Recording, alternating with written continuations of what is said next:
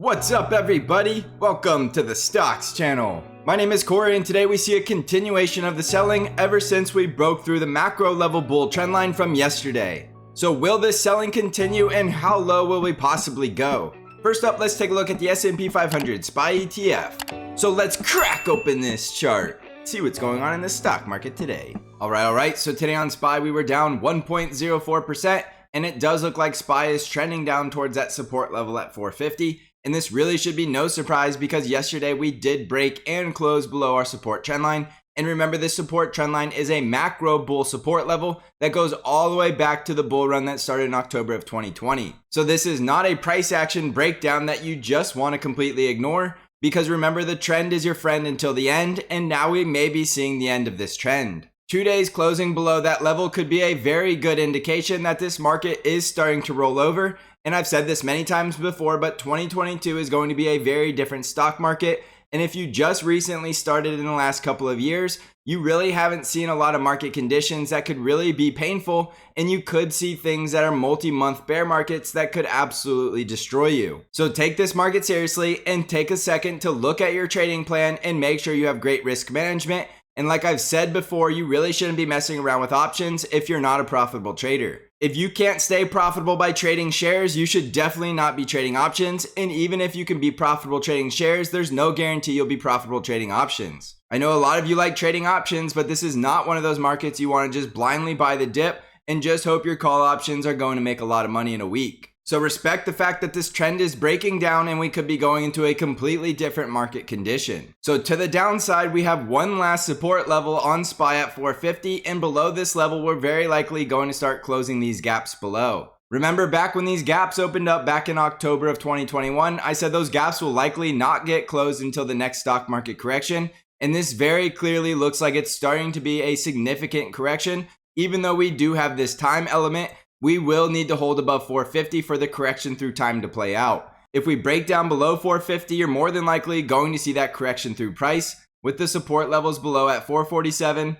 442, and then the full gap close at 436. So an easy way to think about that is if SPY starts breaking below 450, it's very likely going to start trending down towards 436, and yes, it could go lower than that. Looking at the volume, you can see we had about the same amount of volume today as we did yesterday. So we're still not seeing extremely high volume panic selling just yet, but we're definitely getting some high volume red days. So in general, when you're getting into a downtrend, it's very similar to a bull trend where you're making higher highs and higher lows. In a bear trend, you're going to be making lower highs and lower lows, and the trend will still be your friend.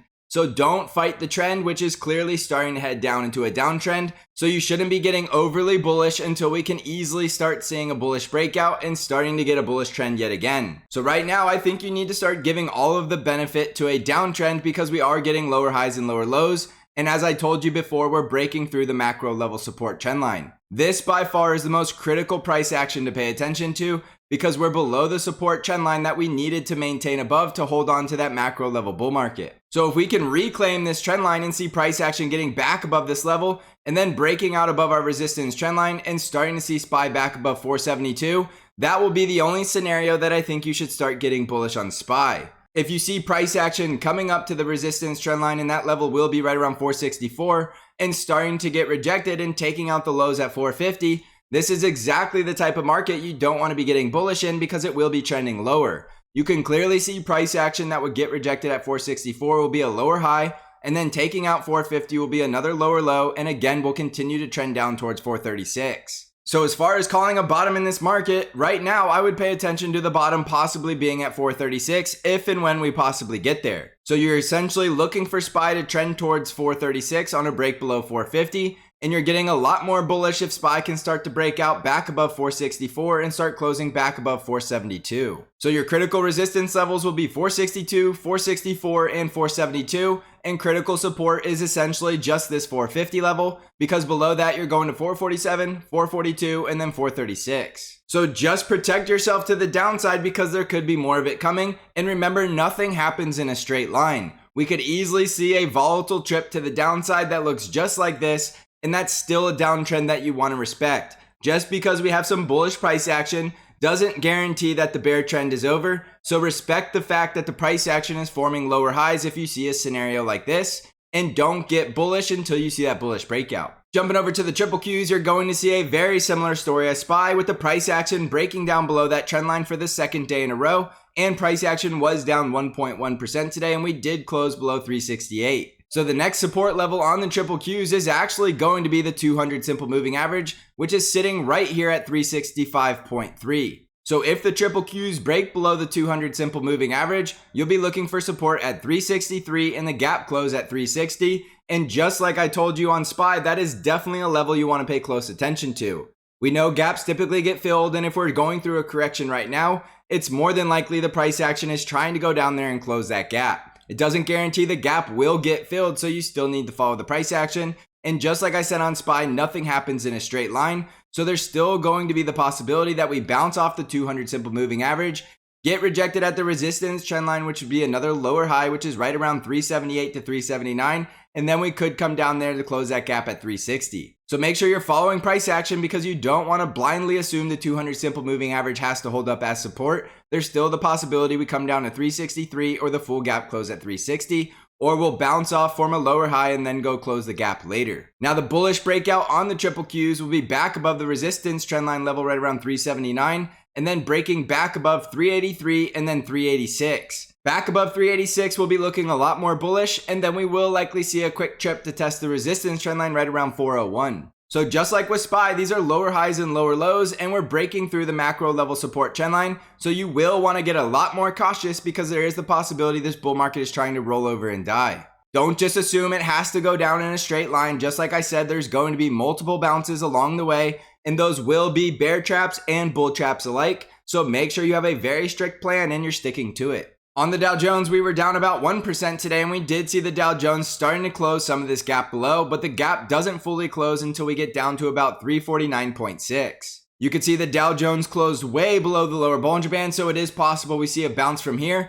and then it's still likely we go up to close the gap above, which is right around 356.3. Now the bullish breakout in the Dow Jones will be back above the 50 EMA, which is right around 358, and then the next bullish breakout of resistance will be back above 360. Don't get bullish on the Dow Jones until you can see price action at least closing the gap above and then breaking back above 360. Otherwise, it's more than likely just another lower high, and we're coming down to fully close the gap around 349.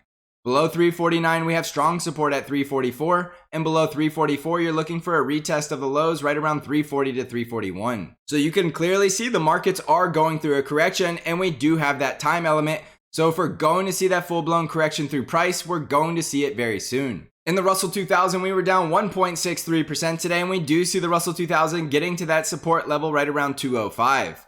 Below this support level, we're going to have a quick trip down to 197 to fully close the gap, but we are starting to trade a little bit below the lower Bollinger Band, so we might need to form a lower high bounce before we can break through and go fully close the gap at 197. So you can clearly see the Russell 2000 is in a very strong bear trend, so there's no reason you should be getting bullish in the Russell 2000 until we can clearly see a decisive price action breakout back above 222. So look for a possible lower high scenario around resistance around 214 to 217, or the resistance trendline level right around 221 to 222.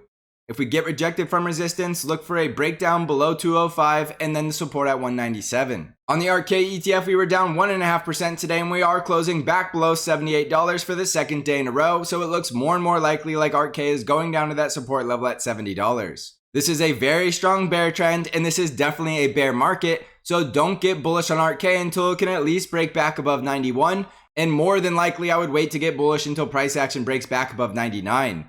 That's a long ways away, because this is a strong bear trend and bears will continue to short at resistance. So you need to remain a Arkk bear until we can see price action clearly breaking back above the 90s. Look for resistance at 78, 81, and 85, and the resistance trendline level is right around 88.5. On the VIX, we were up 4.65% today, with the VIX closing just below our resistance trendline at 24. Remember, if the VIX starts breaking above 24 and closing above that level, we're more than likely going to see that panic selling correction through price. You can see we're very close to that level, but we have not yet closed above it. We're still in that volatile range above 20. So you need to see the VIX getting back below 20 to see a smooth bullish price action trend. And as you can clearly tell from the charts, we are not in a bull market any longer, with the price action breaking down through support and the VIX spiking back above 20, getting very close to closing above 24. So this is the scenario I've been warning you about with the VIX back above 20, and now you're starting to see it playing out. So you need to be very cautious and you need to make sure you're protecting yourself because this market could still go lower. On Bitcoin, we're currently down 1% and Bitcoin is still going absolutely nowhere, but it's still above that support level at 40,600. Below 40,600, you're looking for support at 38,000, and below 38,000, a retest of $30,000. The bullish breakouts will be back above 46,000 and then back above about 51,000. So you can clearly see Bitcoin's in a bear trend, so don't get bullish until you can see the bullish price action breakout and at least seeing price action breaking back above that 50 EMA, which is currently at 47,000. On NVDA stock, we were down 3.23% today, and we did see NVIDIA closing below 253, which does mean we could see that quick trip down to close the gap at 233. We're below the lower Bollinger Band, but you can clearly see a lot of bearish momentum, so it could be a scenario where we retest the previous resistance right around 271, get rejected from that level, break back down through 253 for the second time, and then go close the gap at 233. We'll be looking more bullish if we can get back above about 282, and then the resistance trendline breakout level is still up here at 292. So don't get bullish on NVIDIA when it's breaking down through this critical support because it's more than likely heading down towards 233. On Tesla, we were down 3.38% today, and we did close below that critical support at $1,000, which does mean we could be coming down to close the gap at 939. Below 939, look for support at 900, and below 900, you're looking for the gap close at 843. The bullish breakout will be back above 1065 and then getting a new daily high back above about 1109. Don't get bullish while we're below $1,000 because we're more than likely going to start closing that gap below. So I would focus your eyes on closing the gap at 939 until we can see a breakout back above 1109. Above 1109, we'll be looking a lot more bullish, but we can't assume we're going to break above that level, so we need to be patient. And right now it looks like the bears are taking over control of this stock. On Apple stock, we were down 2.1% today, and we did close below 168, which is also below the 50 EMA, and we are below the lower Bollinger Band. So from here, we could see a bounce, which could take us back up to retest 168 as resistance, and we could also come up to retest the support level, which is now resistance right around 170. If we can get back above 170, we could retest 176. Otherwise, look for the price action to continue to trend lower down towards my price targets below, which are at 162 and 157. This is more than likely going to be a correction in Apple stock, which is happening right before earnings season, so it's going to be a coin flip on whether or not we see an earnings pop or a continuation of the sell-off. In the financial sector, we were down 1.68% today, and we did see the price action closing below all the moving averages, and we're right back to testing the breakout level, which is what you would expect to see after a bullish breakout. We're retesting that level as support, which is right around 39, and so far it is holding up. If this level holds as support, look for the gap close above. The industrials were down 1.12% today, and just like the financials, it does look like we're coming back down to retest the breakout level, and the price action is below all the moving averages. The healthcare sector was down 0.41% today, and we see the price action below all the moving averages, and we're definitely gaining a lot of bearish momentum in the moving averages. The energy sector was down 0.73% today, but we still have bullish price action, and we still have a very strong bull trend. So jumping back over the S&P 500, this is definitely a breakdown in the macro level support trend line that we've been talking about for almost 2 years now, and this is not something you just want to ignore. So expect a much more volatile market and a possibility that we completely lose the bull trends across the board and we actually start seeing the market go through a deep correction. We won't know for sure until we see SPY breaking down below 450, but we're only about a day away from knowing if that's going to happen. So you need to be objective here, and you need to see that we're definitely seeing a shift in this market, and we're definitely seeing price action breaking through that macro level bull trend, so we no longer have the advantage of the strong macro level bull market. This should be great news for you as a trader because it's going to lead to a lot more opportunities, but it's also going to mean that you need a much stricter trading plan and you need to know exactly what you're doing. So take this as an opportunity to review your trading plan and know exactly what you're going to do, whether the market goes higher or lower from here. If your strategy only depends on the market going higher or the market only going lower, you won't be doing this for long because it's only going to take one bad year to wipe you out. Also, don't forget that I do have Bank Trade Alerts, which is an algorithm-driven trade alert service that only trades the ETF TQQQ, and it does well in any market conditions, whether it's bearish or bullish, and you can clearly see here in 2008 when the market went into a bear market, Bank Trade Alerts beat the market and made over 90%. So it doesn't matter whether the market goes bullish or bearish from here, Bank Trade Alerts is going to be in a position to make money either way, and Bank Trade Alerts beats the market every single year and never has a losing year. With all this recent volatility in a brand new trading year, now is the best time to join Bank Trade Alerts. You can find out all of the information and how to subscribe by clicking on the link in the description of the video. I also have the Stocks Channel Discord where I do intraday updates and analysis and bring new trade ideas to you weekly. If you're interested in joining the Stocks Channel Trading Discord community, you can find out how to join the Discord server by clicking on the link below. So thanks for watching, everybody. I hope you're crushing this market. And as always, I will see you in the next episode.